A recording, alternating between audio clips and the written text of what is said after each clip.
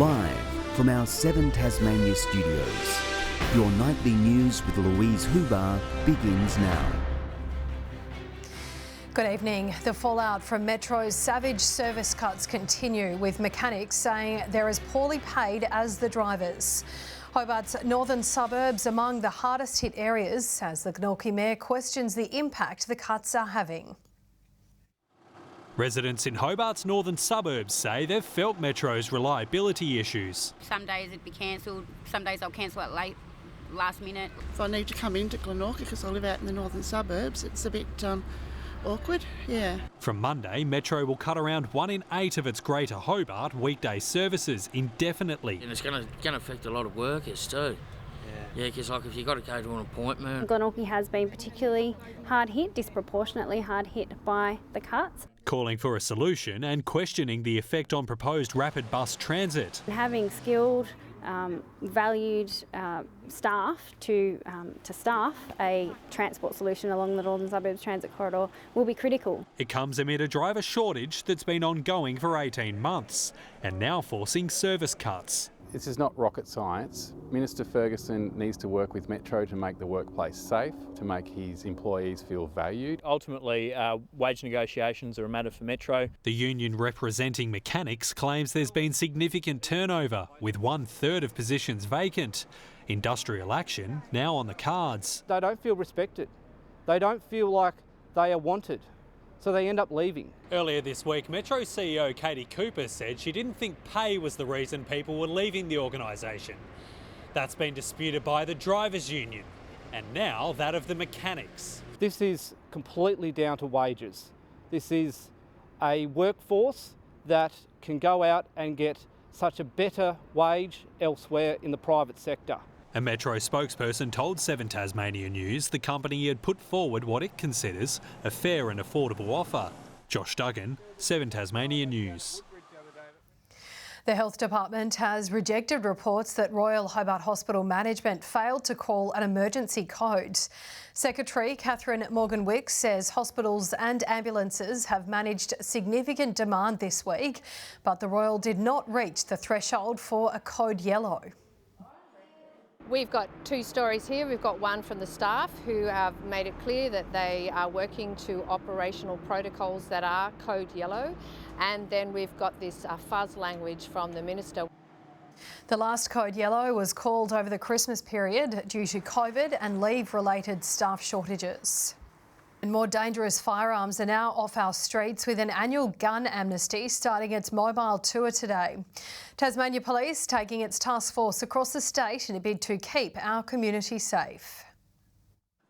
Loading up to reduce gun crime, no questions asked. There is no repercussions. We welcome you to come to us to get these off our streets. Tasmania Police hitting the ground running, marking the start of a mobile gun amnesty tour, providing more opportunities to hand in unregistered and unwanted firearms. They're often found in estates where family members are clearing wardrobes and sheds after someone has passed on. The team visiting every corner of the state, promising a hassle-free approach to hand in weapons. We want to make sure that there's as few unregistered and unwanted firearms circulating in our community.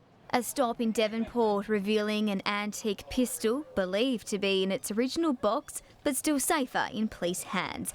It's all part of an effort to crack down on illegal activity. Firearms are unfortunately a key target for organised crime and we don't want them falling into the wrong hands. Removing these items from being available to people that may use them for committing crimes. If you can't make it to one of the planned pit stops, never fear. Tasmania has a permanent amnesty on firearm handbags. Victoria Easto, 7 Tasmania News.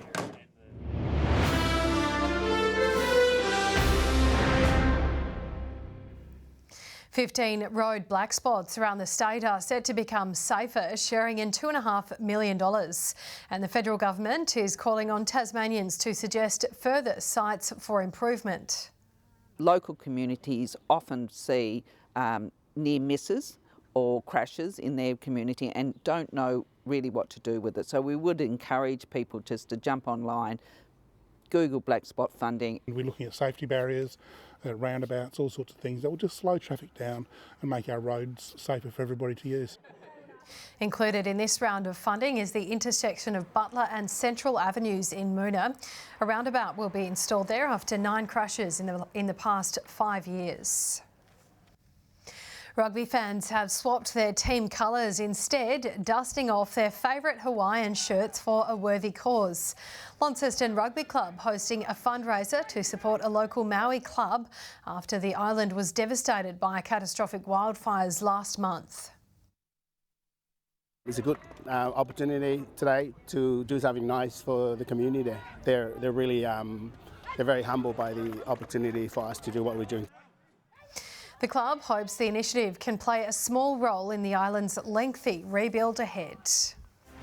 Tasmanian cricketing royalty has entered a new partnership away from the crease, lending his name to a special cause. The fresh innings just one of the top toasts as a much-loved wine fair made a tasty return.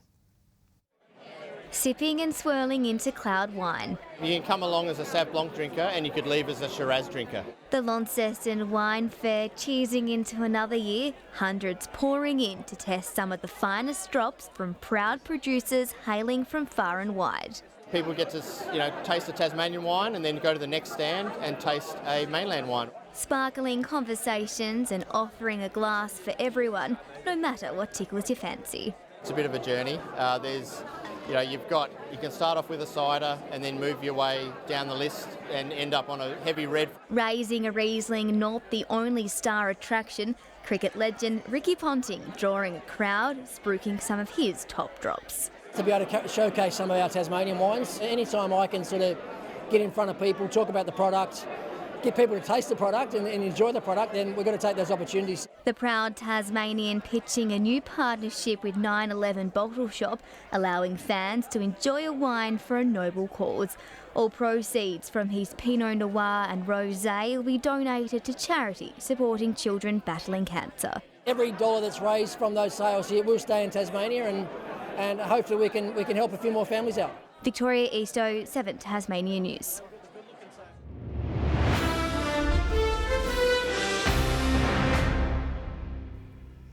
Clarence has secured a home final in the TSL after sweeping past North Hobart this afternoon. Launceston blew its chance of hosting the elimination final after going down to Lauderdale in an upset, while North Launceston were too strong for winless Glenorchy.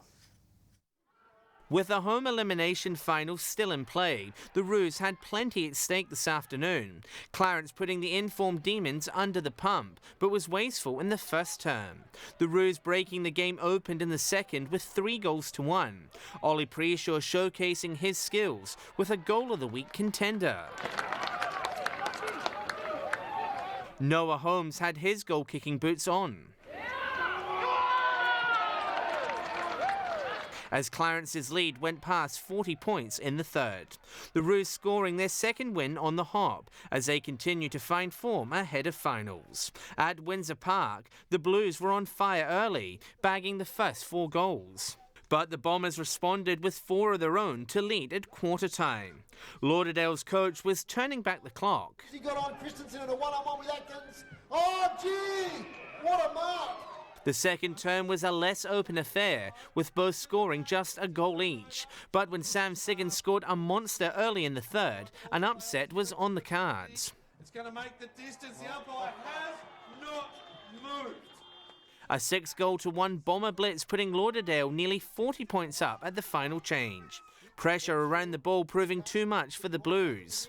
Here they go. I think this is Ned Shaw, who's already kicked a goal today, and now he's kicked another one. The loss, a costly one for the reigning premiers, also giving up a home elimination final. And at KG5, North Launceston burst out the blocks early against Glenorchy. Any chance of a late season boil over was crushed by half-time.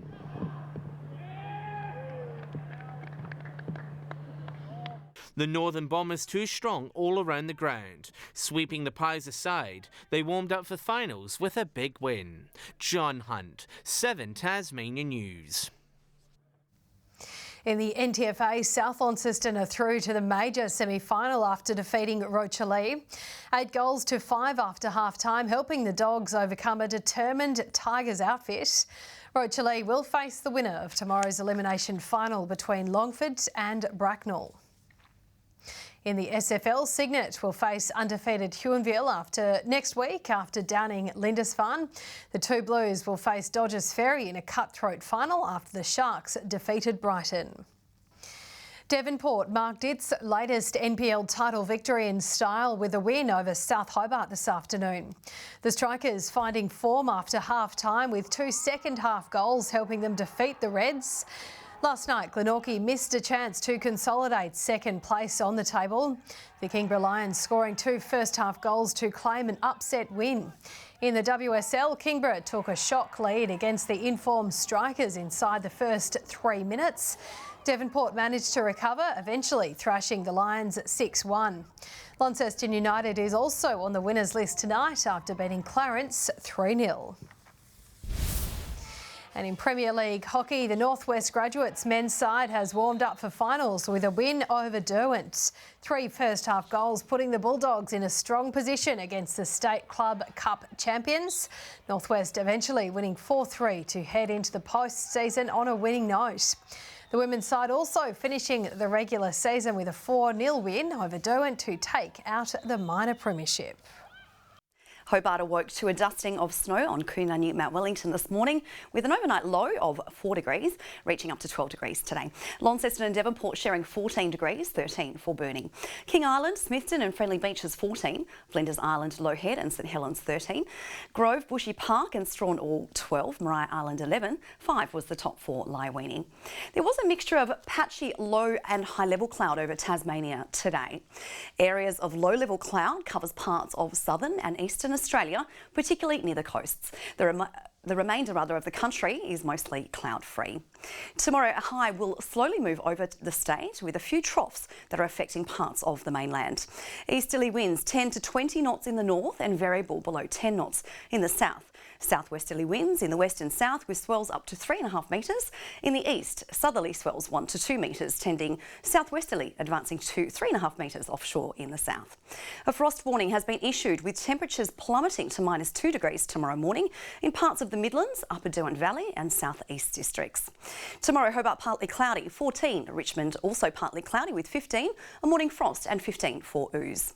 Launceston partly cloudy, 15's the top. Devonport cloudy with 14, 13 and cloudy also for Deloraine.